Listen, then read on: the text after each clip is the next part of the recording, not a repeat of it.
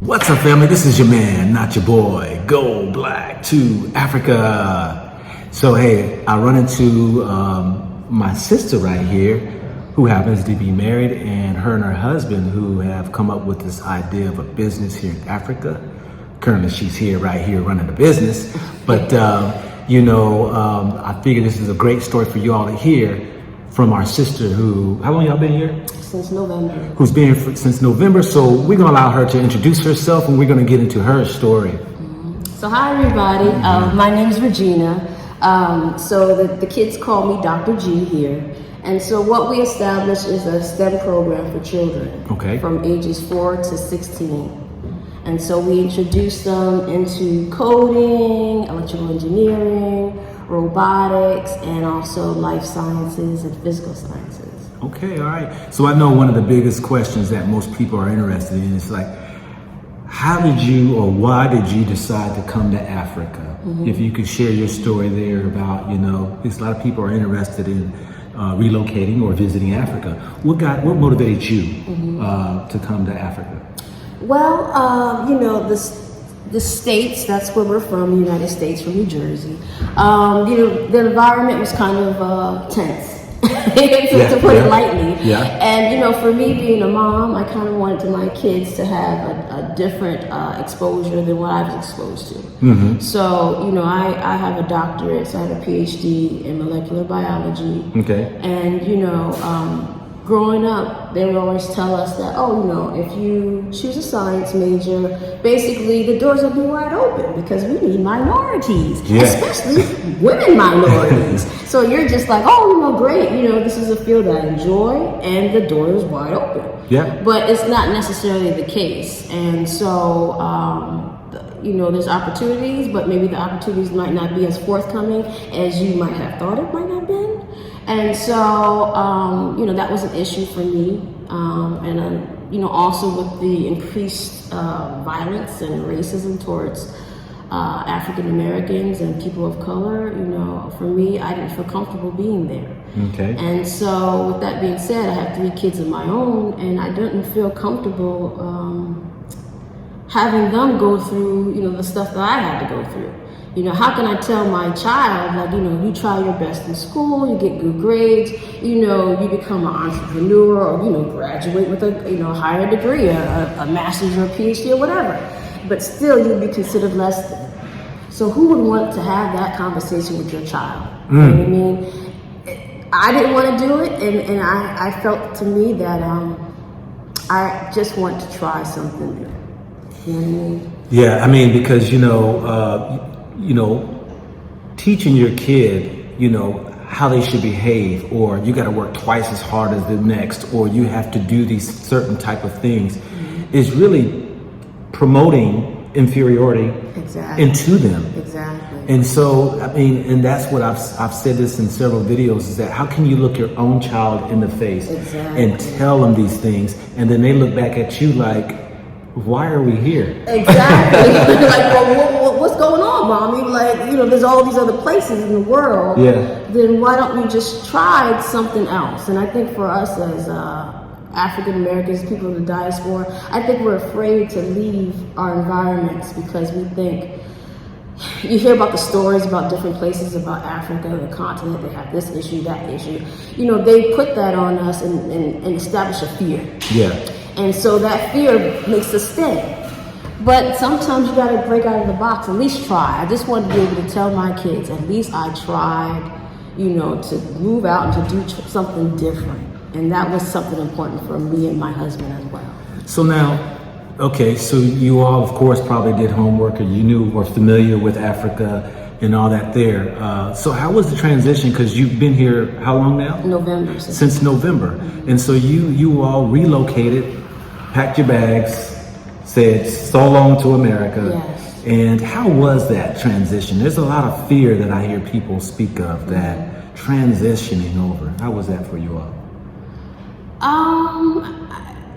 I guess for me it wasn't difficult. I guess because, like you said, we did our research, and because of people like you and other YouTubers and video bloggers, we kind of already knew a little bit what to expect. Yeah. You know what I mean? Because there's people that have come to Tanzania and also talked about their experiences, and like we kind of did, research about, the environment here, and what the expectations are as far as like the language. Yeah. We knew that Swahili was number one, English was number two. Yeah. So we knew that, okay, there's going to be people that speak English, but, eventually we have to learn the language too. We kind of looked at the cultural makeup of Tanzania, and we saw that, people tend to look like us. And so we knew that coming here that we wouldn't necessarily stand out as much. Yeah. Because in certain parts of the continent, if we come in as African Americans, we might not look like everybody else. But here I felt like we kind of fit in. So what about your kids? How they adjusted here? Kids are kids. Yeah. So kids adjust easily. I think it's more or less the adults that have the issues and the hang-ups. Yeah. Children are children. Right. I mean, they have the language of play. So no matter, no matter if there was a language barrier, which there isn't, because a lot of the kids here tend to speak English too. Yeah. The children adapt. And that was one of the reasons too why I kind of wanted to come here now. What's your oldest age? 7. Okay. Your oldest is 7. Okay. Yeah, so the experience is different when you talk about families that have teenagers. Yeah, teenagers are a total different beast. Yeah, so we actually have teenagers that come here and they're kind of upset that they left. Yeah. And because, teenagers, they have their established cliques, their groups and stuff like that. And so leaving, their place of, home or US, Yeah. UK, it's, a little bit more stressful. Yeah. But for when they're young kids, they're easy to adapt, you know what I mean? So that's one of the things is we're gonna do it now because they're really young and they'll just adapt to anything. Yeah. So overall, how has it been? I mean, has it been a great experience for you? Because you've been here since November, and I mean, how's the experience been? I enjoy being here, you know what I mean? So see, the thing is, when I left the U.S., I was just praying. I'm like, please, let us just get out of here. Yeah. Because it came to a point where we didn't know we can leave or not because everything was so hot and heavy with restrictions on flights and stuff like that. So, I enjoy being here. There are some challenges as far as like establishing the business and stuff like that, but I always feel like, that's things that can be worked through as long as you're committed and you try. But I'm glad that I made the decision. I don't feel like, I made the wrong decision at all. You know what I mean? I always feel like if it doesn't work, you can always move to somewhere else. You know what I mean? True. Don't limit yourself into one place. Exactly. You know what I mean? Keep your options open. How was it for your family to accept you all leaving? I mean, because, hey, you got children and, so that means there's maybe grandmother, granddads, and aunties and uncles who are like, hey, where you taking our, how was that? Most people were supportive, but then you're going to have others that, are kind of ignorant about the continent, and they still think that people are walking around with spears and stuff like that.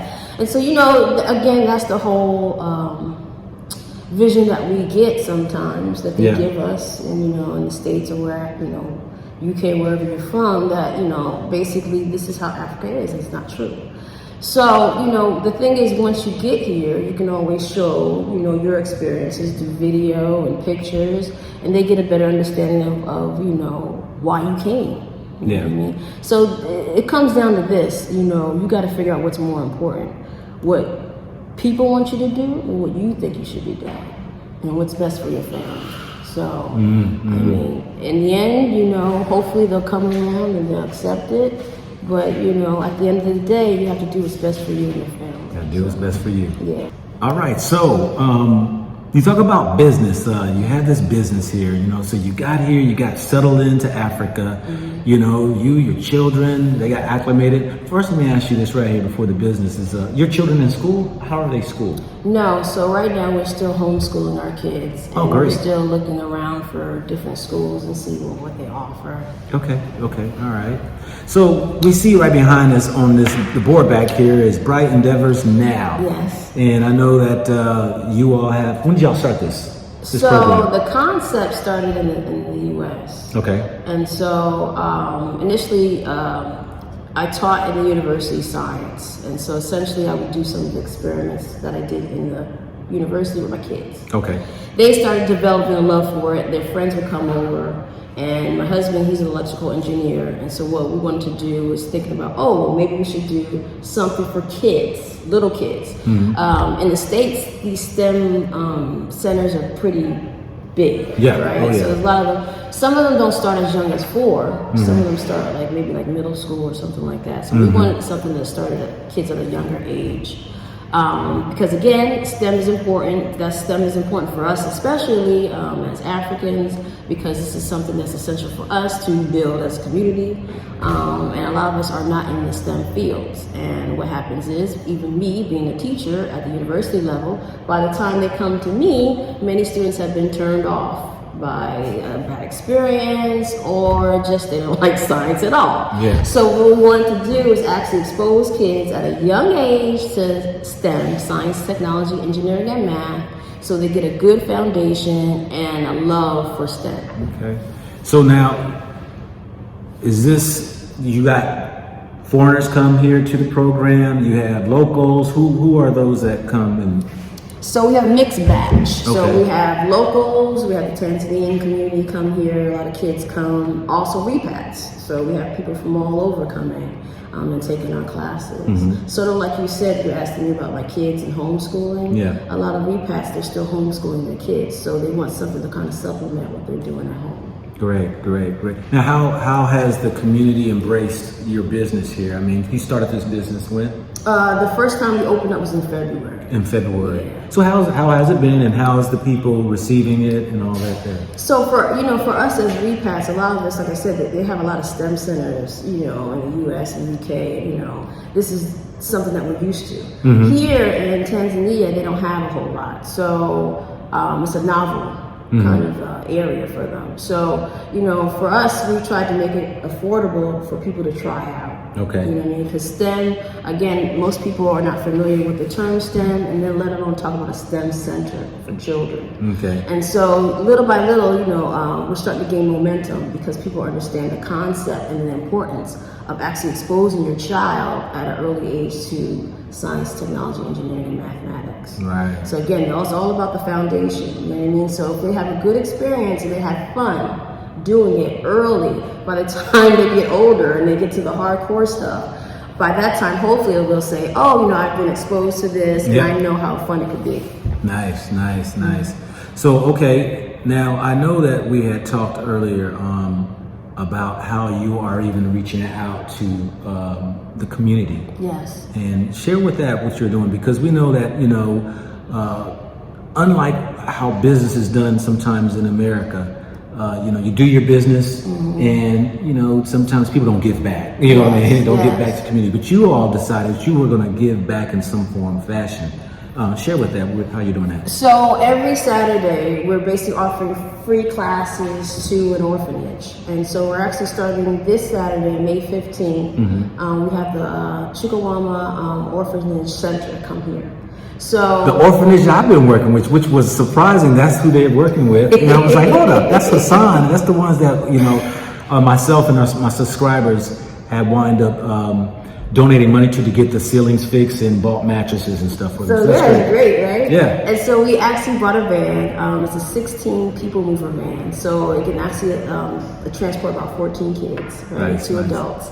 And what we're going to do is pick up the children from the orphanage and expose them to classes in STEM. So they can take a coding class, they'll take an electrical engineering class, and they'll take a robotics class. And then the cool thing is outside the center, there's a little play area. So we'll have them play in the play area. We'll give them lunch, because right in the same area, we have KFC, we have Pizza Hut, we have Taste Me, so they get a chance. This is the tourist area here. So we get them, a lunch, and then also we have somebody coming in to paint their faces. Nice. And then at the end of the day, we take them back home. So again, we want to be able to, establish businesses business here, you know, as diaspora people, but also we want to give back. And so part of us giving back is doing this orphanage outreach program. And so, you know, if you guys want to donate, we have a flyer, and I'll give you the information on our PayPal account. Yeah. And if you guys want to donate and help out, it would be great, because we need help with paying the instructors, we need help with the food and all this other stuff. All right, okay. And so that, you know, it seems like you all have got in and hit the ground running. I mean, since November, I mean, that's amazing, especially, you know, the center that you have here and all that you all are doing. I tell you, that's very admirable in the hard work you and your husband have put forth to bring a STEM program here to Africa, as well as extending to the community and opening up and broadening people's minds in those areas that I think it will ultimately help this country. Yes. You know, because I always say the future, to determine the future of a country is to look at its youth. Exactly. And so the more smarter and wiser these children are in the STEM program, the better the country will become. Exactly. So, and let me just add one more thing. Sure, go ahead. All right, so there's one more thing too I forgot to add that we were doing too. In the classes, we're also integrating history. Okay. So, like for instance, in my science class, I talked about Percy Julian. I don't know if you know about Percy Julian. Percy Julian was a scientist and an entrepreneur in the Jim Crow era in the U.S. And so, one of the things, I actually have a documentary on him on Nova. But he actually created a lot of hormones through plant-based origin. So basically, he took plants and derived hormones like steroids and I don't know if you know, like corticosteroids, like stuff for your skin and stuff like that. But he made it at a large amount that they could be mass produced. And he did all these different things for glaucoma, all kinds of issues and ailments. But one of the things that he did, and he acquired his own company. So he made his own company, and then later on he actually sold the company.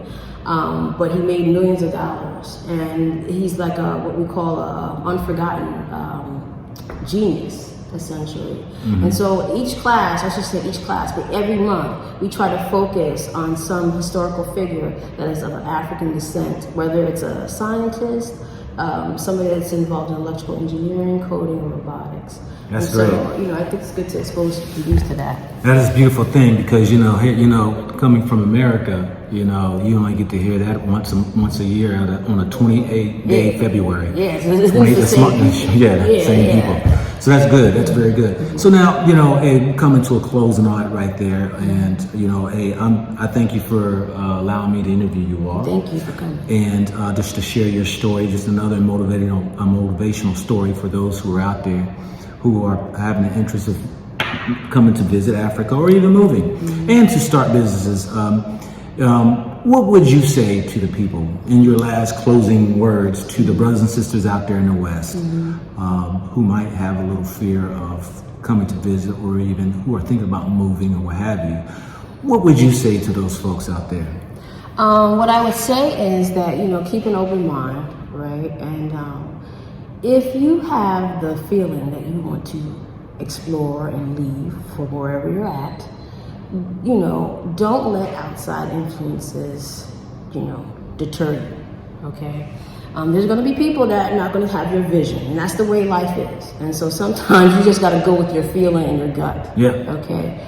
Also, it's important to plan.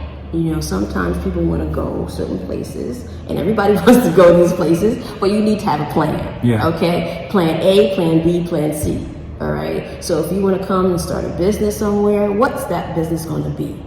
Where is it going to be located? Who's going to be your clients? You know, who's your competition? All these things you have to think about. Okay, if business A doesn't work out, what's business B? Always have a backup plan. Okay, and in this plan, understand where you're going to get that money, because that's important to be able to finance your business. Okay. And so make sure you have a good plan. And then again, I would suggest, because there's a whole bunch of different groups, Facebook groups, WhatsApp groups, and then you can also ask your questions in those groups. Try to join them, because there's people are already here that have experienced many different things, and it's also good to get feedback from them as well. Don't rely on one person. Don't rely on two people. Try to get views from multiple people. That's some great stuff right there. So family, hey, you heard it. Just another testimony of those who have moved from America, who's come here, got established, who's started their business, doing great things here for the community. And so look out for their information. You have any social media information that they can reach out to you all? Yes, I'll give it to you. You can put it in the comments. It'll be in the description. So family, yo, this is your man, not your boy. Go Black to Africa. All righty. Peace out, and sister. Bye. All righty.